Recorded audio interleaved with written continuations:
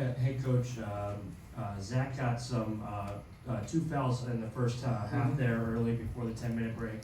And you did end up playing in, there towards the end. What sort of kind of thought process and trust is there that maybe hadn't been there past seasons? Right, yeah, it's, you gotta weigh a lot of different things at the time. Some people just have absolutes. I think it depends on the game and how the game's unfolding. I think sometimes you can start off in a game in general and play well, and it's the worst thing for you. I think that happened today. And our decision-making just wasn't very good in the first half, and then our attention to detail defensively wasn't very good. And then when you let good shooters get into a rhythm, you kind of find that out. But just trying to get him back in there and keep that burden on Minnesota. It's just very hard to guard him. It's very hard to guard him without fouling. And but you're rolling the dice a little bit. You got to have some trust there that he can play ball screen defense. He can box out, and he goes after offensive rebounds. So you got to like pull back a little bit. And right as he subbed back in, he did it. And you're like, kind of hold your breath a little bit because it changes the game. No different than like Dawson Garcia having 3, and they didn't get him out. And then we were going to him. We were going to the guy there, and our guy doesn't throw the ball to him, which is just not a very good understanding of what's going on in the game. If you can get somebody's best player into 4 fouls in the first half, it's going to definitely benefit you. And it benefited us even when he had 3. So, but no, Zach's, he's got some discipline in that area, but things can happen in the game that's out of your control too. So like you got to understand that as a coach. But foul trouble is when someone's out of the game. Foul trouble is not 2 fouls. So even if he gets a 3rd, like he still gets to play in the game and have 2 more fouls, right? It's the rule. So like sometimes the rules that you have and you think about through the years, you kind of like wean off of that a little bit, if that makes any sense. But you also got to understand the individual and then understand the course of the game, like how it's going. Like if we were up 14, 15, 16 points and it's going that way, I don't know if I'd have put him back in just because, but we were getting ready the way they were playing to be down worse than we actually were. Matt, the players spoke to this when they were in here, but there was some adversity management that you had to go through in this game. And it's not like you haven't had it, Northwestern a couple weeks ago pushed you to the limit and Yes. had some road games. But in this case, being down at halftime, first time that Minnesota has really pushed it, to their credit that they're better. But what does it mean though as you go through the course of the season to have these moments, to have to fight through things? And Right. How do you kind of build on that? Yeah, 2 of our wins in Hawaii, we were down at half, and we played much better in the second half. 2 games we were down. Then our championship game against Marquette, we're up 13 at half, and then we didn't play as well. So I thought their energy was better, their attention to detail was better than ours in the first half. Everything always looks better when you make shots, and they made more shots than we did, especially 3s. And that's what we absolutely didn't want. We wanted tough 2s. Like, go look at Mitchell and Cam Christie's numbers from 2, right? It doesn't come up 2 points, it's 3 points in total, but you can look at it and see. I think they're 2 for 11 from 2. But we absolutely wanted to stay with them and not let them get rhythm 3s, and it's exactly what they got. So going to halftime and being down 8 versus playing Northwestern and being up 8. So even though they took us into the end and was controlling the game at the end, and we were fortunate to get an overtime. 2 different games, we've been in different situations. Kind of reminded me a little bit of Alabama. Alabama hit 13 threes against us in the first half and we were down 2, which is absolutely crazy, right? But it happened, and our guys just kept scoring. I don't know if we stopped him per se, but here I thought we did a much better job in the second half defending. And it helps when you execute, right? You execute and you can set your defense. But we went to a little offense defense. Substitution, I thought Ethan Morton really helped. I thought Lance Jones picked up his intensity. I thought Brayton, had more discipline in the second half. And they're a tough cover. Like if you're fielding a team and you're looking for things, think about what they've added. They've added quickness in the nation's leading assist guy in Hawkins. They've added 2 guys that can score at the 2 and the 3 that also have quickness and can shoot 3s off the dribble.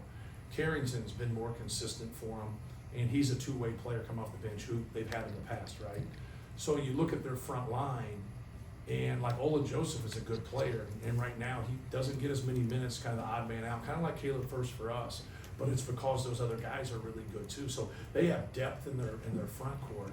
Their back court's really new, but they're starting to play well together, and they're polished, and they're making shots, and they're guarded, and so that's what you want. You got quickness, you got athleticism, you got size, you got skill. That's what you want. But they've also had the schedule that they had to have because of all the newness, right? They've had to. So the way he scheduled was, you look at it now and you wish that, you scheduled a little bit more, but he wasn't in that position. He had to do what he did. He's just made a lot of right decisions in here in developing his team and doing things. He's, good guy, good coach, and they're going in the right direction. And that's what you want to see, that light at the end of the tunnel. You want that light to be hope. You don't want it to be a train. Their light's hope, and they should feel good about where they are. Even though it stinks, they put themselves in position to win, and they didn't. But a lot of people don't put themselves even in that position sometimes when they go on the road in this league. It's pretty tough. But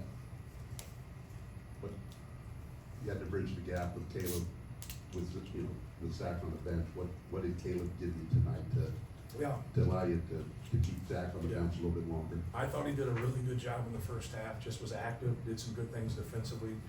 Scored the basketball, but gave us some energy. Gave us some confidence as a team too. Like when he goes to the bench and you can have some good things happen.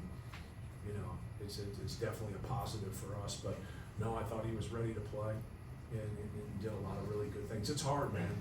It's hard to he's got the short end of things here this year. There's no question about that. Just like Trey got it last year. But also I don't like taking him out, Zach.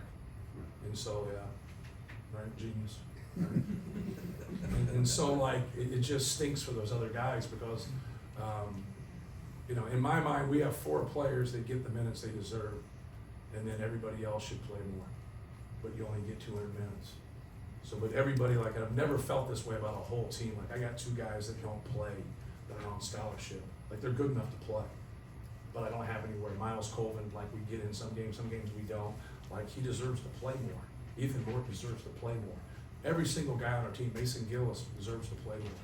Like every single one of them outside of those 4 guys do, but you're trying to make it best for your team, and that's hard sometimes. It's really, really hard, but I appreciate our guys and I appreciate their professionalism. It's hard for young people to be professional, and they are. Matt, what comes out of breaking in situations where his team needs him to kind of do something? I think just the competitiveness and looking to be aggressive. We want him to score. Like I want him to shoot more than 7 times in a game, but it's pretty impressive that you're 2 rebounds and 1 assist away from a triple-double in a really tight game. That was difficult for us, but just trying to get him to be as aggressive as he can. And you're not going to shoot as much when you run as much ball screen stuff as we do, and they're going to hedge high. Now, he's got to set other people up and pass and move the basketball. And I think some of it gets frustrating. We got out of it a little bit at the end. I think that opened up some things for a couple of those drives for him. But no, he's just a competitive player. I wouldn't trade him for anybody in the country. He's to only be in his 2nd year of college. He does some pretty amazing things. Matt, I understand the philosophy of keep hitting singles, but to relay that to 18 to 22-year-olds that you can't come back from 10 down in 1 possession, 2 possessions. Right. How difficult is that, and how these guys embrace that? Any situation, we just got to chip away. Right. Yeah, just doing your job on defense, and like I said, giving more attention to detail. Taking up their space offensively, not letting the ball get into the sweet spots, into the high post and the low post where their bigs want it. And just being more stingy defensively, and just trusting the process more than anything. Like, don't hang your head when you take a good shot and you miss it. Like, just keep executing, but we can't rebound your turnover. And in the first half, we have 7 turnovers. Like, just give us a chance to rebound. Take good shots, give us a chance to rebound. Like, when you turn the basketball over and you don't give us that chance, you kill us. You absolutely kill us. And, that gets said countless to our guys. And so at the end of the day, like, would you live with 10 turnovers? Sure. But, we also had 3 turnovers in the second half, and look how we played. And so, we weren't off the charts, but, we also didn't help ourselves by missing free throws, right? So free throws are something that should be positive, and then when you miss your free throws, you just don't feel good about yourself. But what we just tried to sell to them is that good things have happened. Even though we, split them and only got one free throw, or missed both of them, or whatever, missed the front end, there's still positives about getting to the free throw line. But don't hang your head about it, like keep doing those positive things that are getting you to that free throw line. But I think it's tough. I think it's tough on people's morale of being aggressive when those things are happening. But our guys were able to fight through it. Jason. Matt, Braden's got 8 steals in the last 2 games, had 2 big late ones against Wisconsin. How do you manage his willingness and when to be aggressive on defense, especially going ahead on drives? Just, more than anything, especially when he's helping, just when they have a blind eye to the basketball, be aggressive. He gives up a 3 in the first half. If you do that and you go after the basketball and they pick it up, you got to go back. You can't still mess with their passers then. A lot of very few big guys dribble and pass the basketball. In an NBA game, you see it a lot, but you don't see it in college. 6'9", 230, driving the seam, and now they're passing off their right hand, one hand. You just don't see it. So when they get in there and they start wheeling and dealing, and they don't look at you, and now you can come on that blind. I just call it a blind eye, just because they've turned their head. And so now just play on that. He is great at that. He is great at just kind of cutting underneath them, getting that steal. Lance does a good job with that. But you have to have awareness if the ball handler picks it up and now becomes a distributor. Then you go back, that's when you're really susceptible to that back cut too. So you don't want to eat those threes. The one thing you don't want, it's just like offense. What you want is what you want to take away. You want to take away those threes, and you don't want to give layups, and you don't want to foul. Offensively, that's what you want. You want layups, dunks, free throws, and rhythm threes. Analytically, it just makes sense. Hey Matt, talk about the trust you have in this team. I watched the video. Fletch gave you an idea, in the timeout that one time you changed it. But you've got a lot of guys that want to be coaches on the team. But talk about what trust you have in these guys to make decisions to help you. Yeah, no question. I think when you're a younger coach, you kind of look at that. You just can't be in a timeout and just have random shit flying around. You know what I mean? You can't just open it up to hey, what do you guys think? It's a powwow, right? You're no. But when you're sitting there talking and they understand what we're doing. So I think to empower them, sometimes you'll get a guy or two that just talks too much and they just hijack your timeout. And you just can't have it. But then you get guys that are pretty knowledgeable and stuff, and they got something, they're not gonna just say something to say it. When they do say it, like Fletch is very knowledgeable, just take it in. Take it in. The one thing that you don't have as a coach is you don't have the feel of what's going on in a game as a player. You just don't have that. You're well, you're the head coach, watch a game, process the game, then go watch it on tape and say, how in the hell didn't I see that? Because you watch the ball so much. And so sometimes I'll watch away from the basketball and then something happens. You're well, what happened? People look at you like you're crazy. Well, why weren't you watching? Because I was watching away from the ball. So there's things that are going on all the time. I think just having an open mind as a coach, especially when it's someone who knows what he's talking about like him, that really helps. So yeah, you can't have a 30-second timeout and then vote on shit, right? You just can't. Hey, what do you guys think? We practiced for 8 months.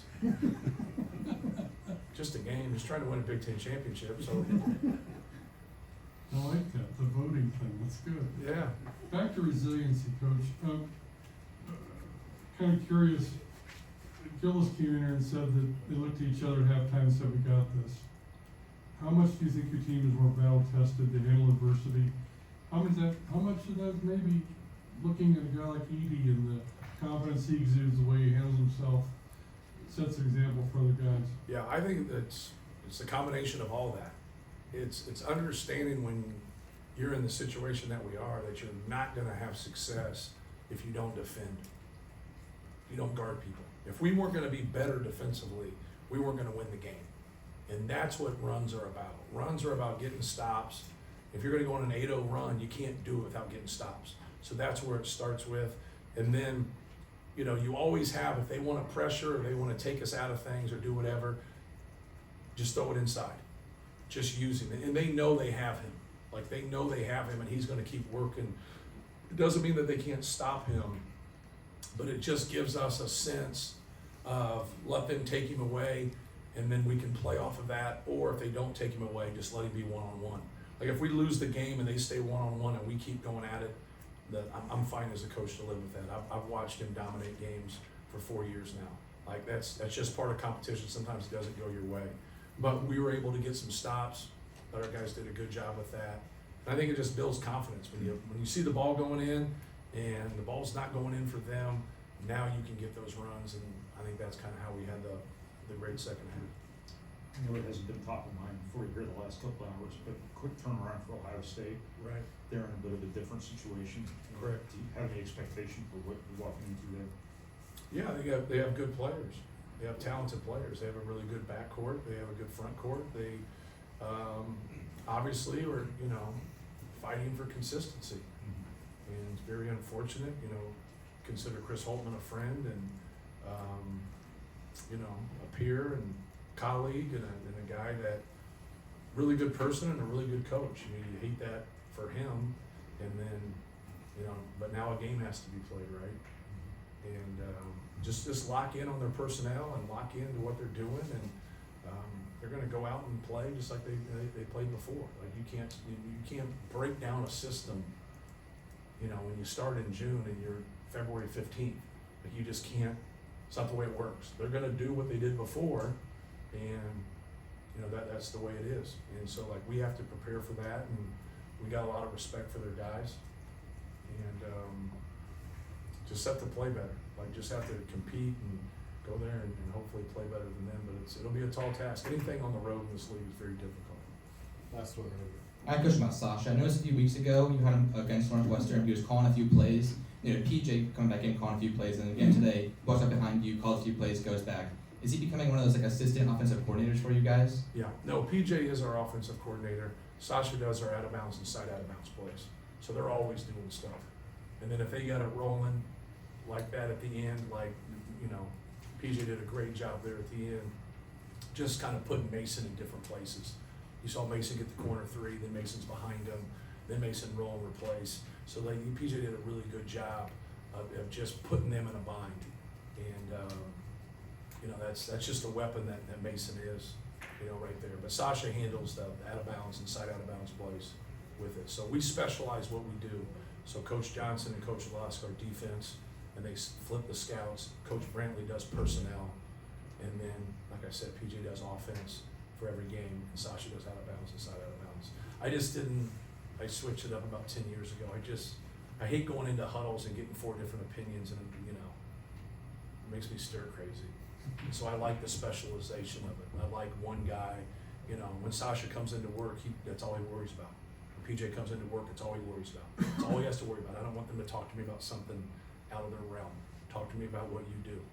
And so it's really helped us. But also what it helps with is I think as a player you get clouded too. And so now you know who to go to. If you got something on defense, go talk to Coach Johnson, go talk to Coach Lusk. You got something on personnel, this guy goes left, he goes right, he shoots pull-ups, whatever it is, go talk to Coach B. Now execution offensively, they talk to PJ more because they like offense more, right? Yeah. Nobody goes in their backyard and does lane slides. They go and shoot bad threes. But it just allows us to be on the same page. And so for me, I had to check my ego at the door, the best, you know what I mean? And so I think a lot of times people say this is what the head coach should do. Well, they're not in charge. I'm in charge. So I got to make decisions on what's best for Purdue. And I just thought 10 years ago that made a whole lot of sense, because now the players, they know, and it's systematic, and they know what to do in all situations. I hope that answers your question. Thank you, guys. Thank you.